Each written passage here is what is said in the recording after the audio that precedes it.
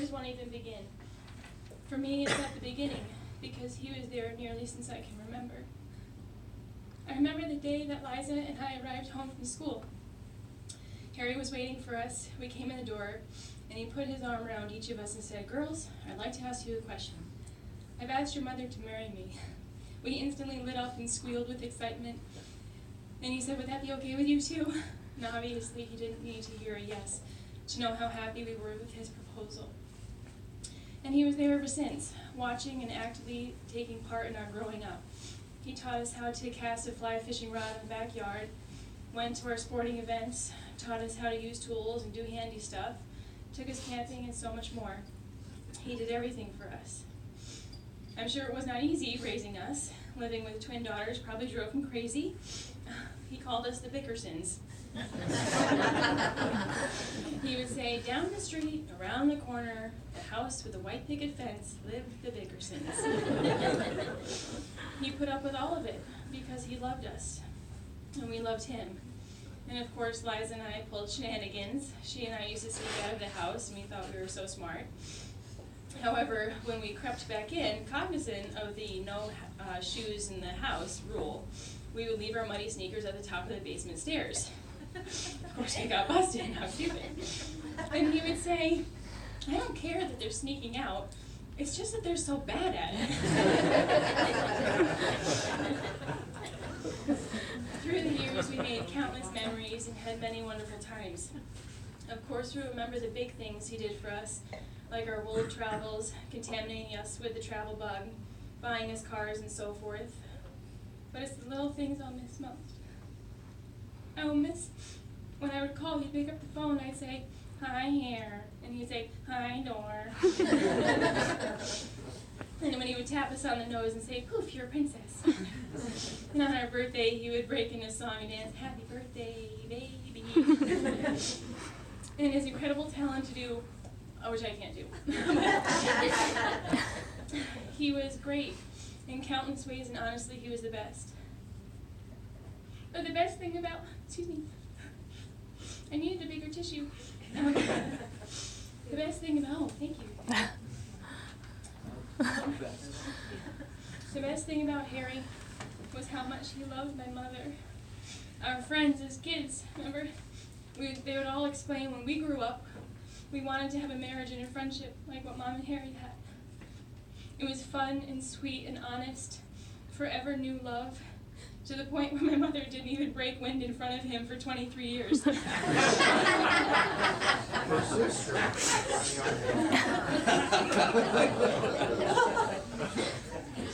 even when they did have a disagreement, it was simply ended by my mother stomping out of the room, and he would say, "Hey, honey, come back here," and she would just go.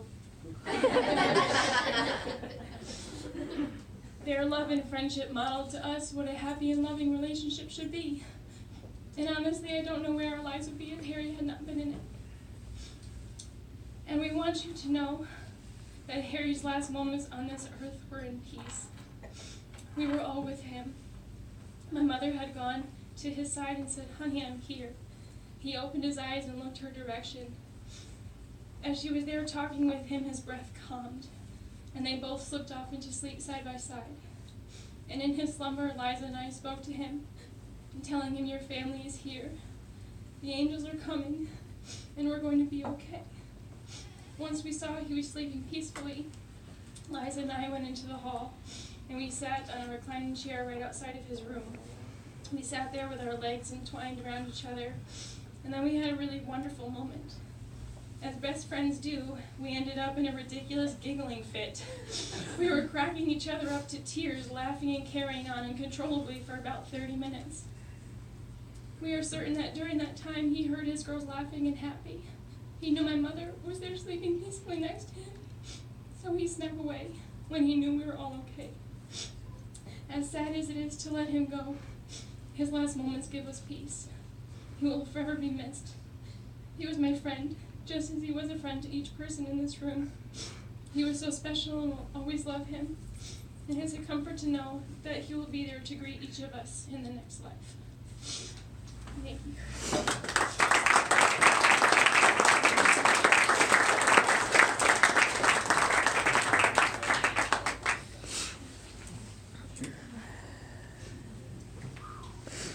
Okay, so I have here a real piece of history. So over the last couple weeks, I've been saying to myself and to others that when I'm in Harry's shoes, I hope I have as few regrets as he does. And part of having no regrets means you did it your way. And sometimes when you do it your way, you end up in a place that we call summer camp. So this here is actually an essay that Harry wrote when he was at summer camp in college writing class, February 6, 1991. It's entitled The Caper, and I don't know if you can see, but he got an A. And the comment here says, first-rate narrative. So, this is The Caper by Harry Olson.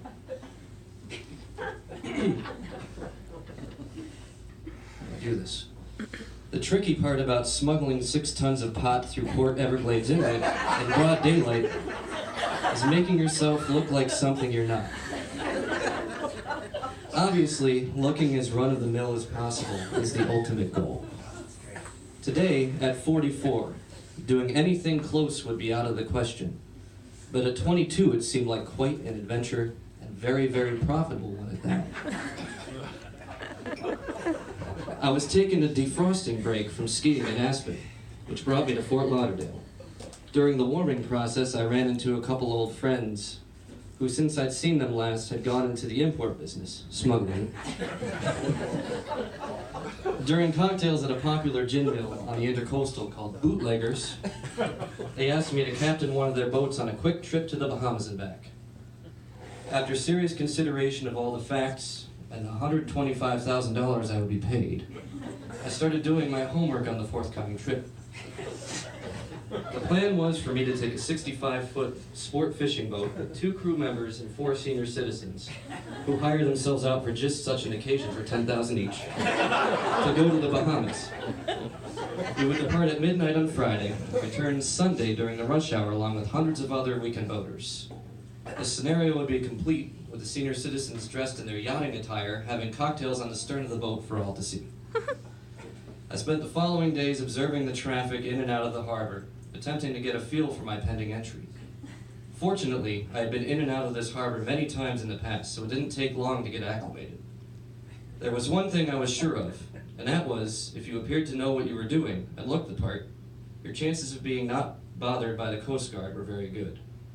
It seemed at this point I had succeeded in convincing myself of the simplicity of this project, and I had reduced the risk to a minimum. It was midnight Friday, and we were ready to depart on our adventure. We left our slip at Pier 66 and headed east for the Bahamas. The midnight departure allowed for a daylight arrival, simplifying the navigation through the treacherous reefs surrounding the islands.